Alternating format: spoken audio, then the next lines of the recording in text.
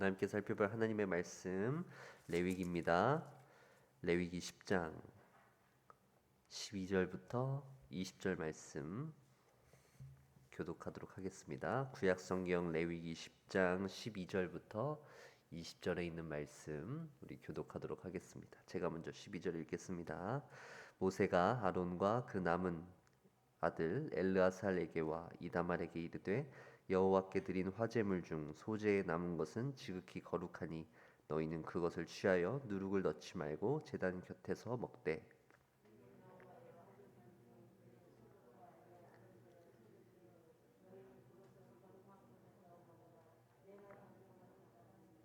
흔든 가슴과 들어올린 뒷다리는 너와 내 자녀가 너와 함께 정결한 곳에서 먹을지니 이는 이스라엘 자손의 화목제물 중에서 내 소득과 내 아들들의 소득으로 주신 것임이니라.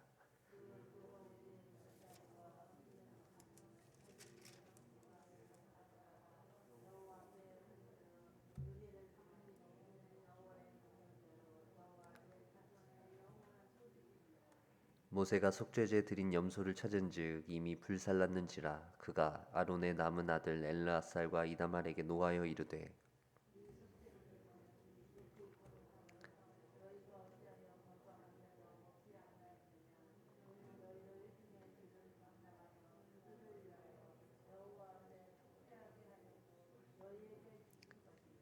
그 피는 성소에 들여오지 아니하는 것이었으니 그 제물은 너희가 내가 명령한 대로 거룩한 곳에서 먹었어야 했을 것이니라.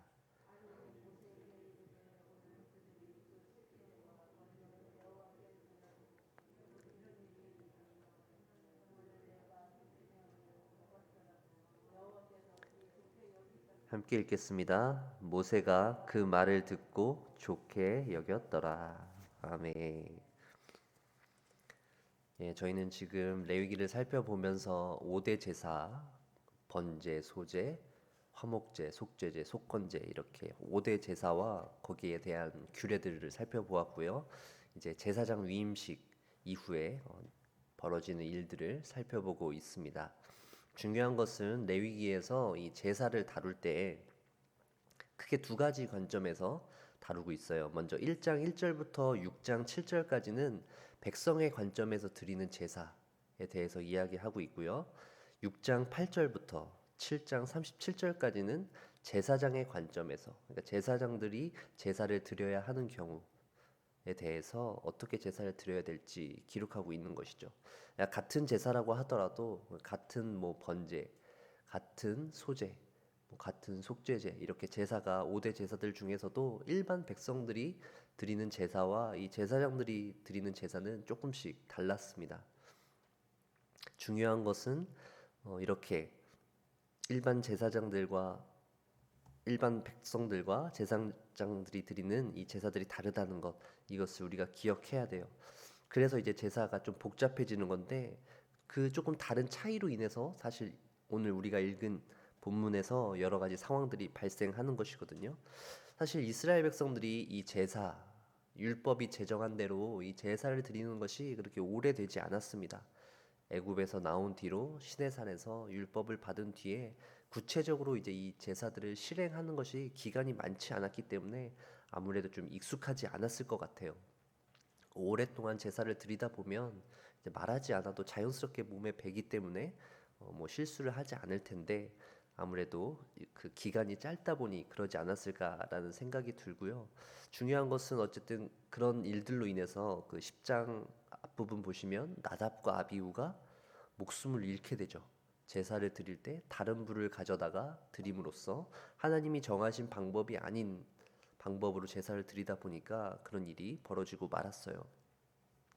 사실 아무리 제사의 절차와 방법이 중요하다라고 하지만 사람 목숨만큼 중요하진 않을 거 아닙니까? 하지만 하나님께서는 이 구약 시대에 아주 엄중하게 심판하시는 모습을 볼 수 있어요. 이로 인해서 하나님의 백성들은 커다란 두려움을 가졌을 것입니다. 하나님께서 정하신 방법을 따르지 않으면 이렇게 되는구나 라는 생각을 하게 됐겠죠. 사실 이런 일들을 통해서 하나님의 말씀을 잘 순종해야 하겠죠.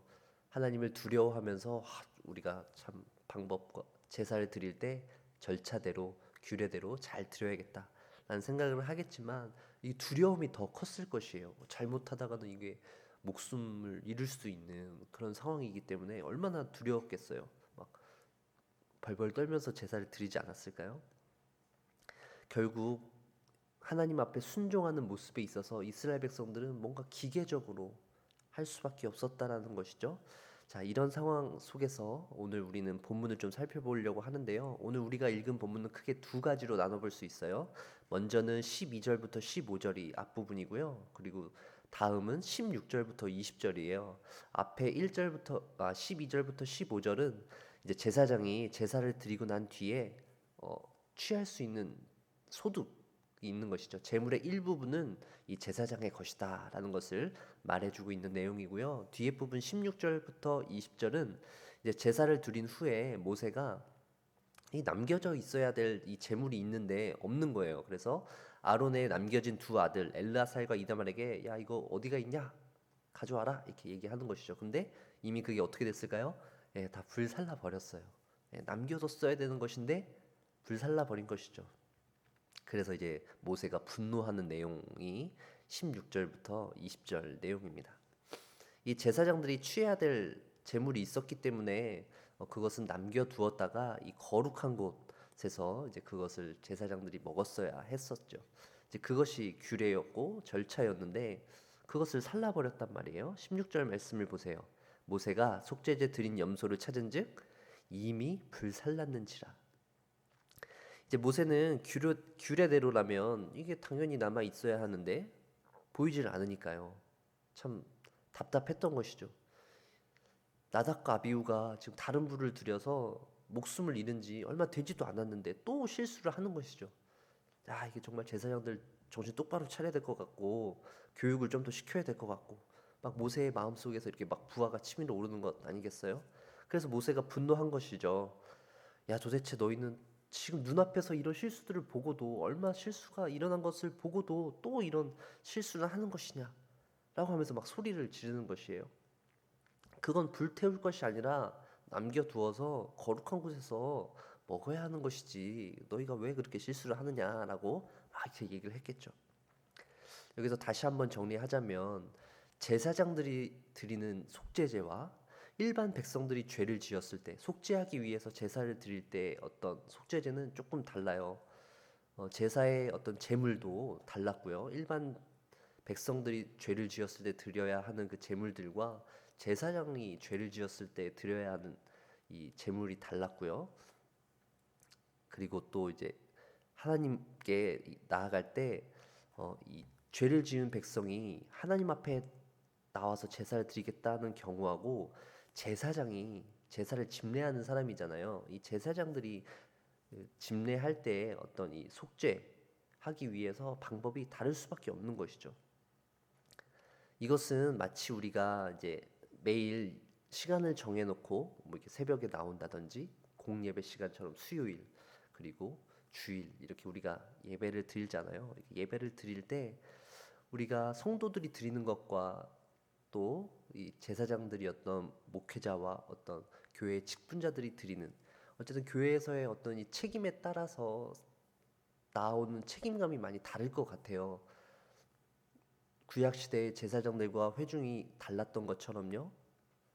중요한 것은 예수님께서 우리의 모든 죄를 대신 지시고 이 십자가에서 죽으신 그 일과 그 당시에 이스라엘 백성들이 하나님 앞에 죄를 지었을 때 하나님 앞에 예배를 드리는 것은 약간의 다른 차원의 문제라는 것이죠.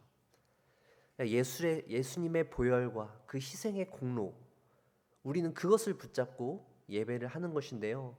죄 없으신 하나님의 아들 예수 그리스도 외에는 완벽하게 제사를 드릴 수 없죠. 예수님이 드린 제사가 최고고 그게 완전한 제사이고 모범이고 우리는 그 예수님께서 직접 드리신 예수님의 그 희생에 근거해서 예배를 드리는 것이죠. 오직 예수 그리스도의 그 십자가와 부활하심 그것이 온전함의 표본이 되는 예배인 것이죠. 그래서 우리가 드리는 예배는 아무래도 좀 흠이 있을 수밖에 없어요. 아무리 완벽하게 드리려고 우리가 노력을 하고 준비를 하더라도 우리의 의도와 상관없이 우리가 드리는 예배는 실수가 있을 수밖에 없고 또 우리가 완벽하게 드렸다고 하더라도 사실 완전한 예배는 누가 드린 예배입니까? 예수님께서 드리신 예배이죠. 예수님께서 드리신 그 완벽함의 모범을 우리가 뛰어넘을 순 없다라는 것이죠. 지금 저는 이 엘르아살과 이다말이 드린 어떤 작은 실수를 약간 이렇게 변호하고자 하고 그 의도를 가지고 약간 드리는 말씀인데요. 계속해서 19절 말씀은 우리 좀 함께 읽어보도록 하겠습니다. 19절입니다. 아론이 모세에게 이르되 오늘 그들이 그 속죄제와 번제를 여호와께 드렸어도 이런 일이 내게 임하였거늘 오늘 내가 속죄 제물을 먹었더라면 여호와께서 어찌 좋게 여기셨으리요. 아론이 생각할 때 이제 4명의 아들 중에 2명이 이미 죽었어요. 그리고 이제 2명만 남았죠. 이 남은 2명도 이제 죽을 위기에 처했어요. 이거 재물 잘못 드렸으니까 사실 또 어디서 불이 떨어질지 모르는 거잖아요. 그럴 때 그들의 아버지이자 제사장들의 우두머리격인 이 아론이 모세에게 했던 말이 바로 이 19절입니다. 내가 속죄 제물을 일부러 불사른 것이다 라고 이야기하고, 이건 실수가 아니라 일부러 불살랐다 라는 것이죠.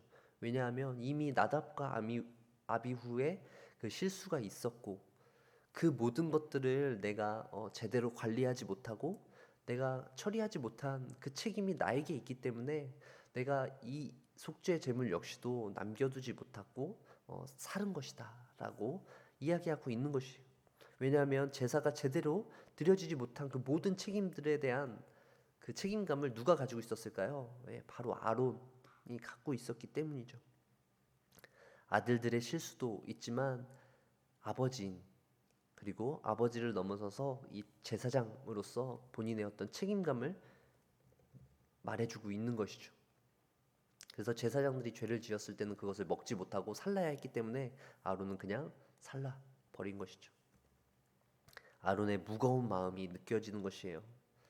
아들 둘이 그렇게 죽고 난 모습을 보고 나서 아론은 아마 제사를 드리는 곳 근처에 가고 싶지 않았을 것이에요. 왜냐하면 2 아들의 모습이 떠올랐을 거기 때문이죠. 하지만 아론은 그럴 여유가 없었어요. 계속해서 백성들을 위해서 제사를 드려야 했고 제사들은 밀려 있었어요. 그래서 또 혹시나 잘못 드려지면 어떨까 막 두려운 마음도 너무 크고 그래서 어떻게든 제사가 완벽하게 드려질 수 있도록 막 눈을 크게 뜨고 바라봐야 했겠죠.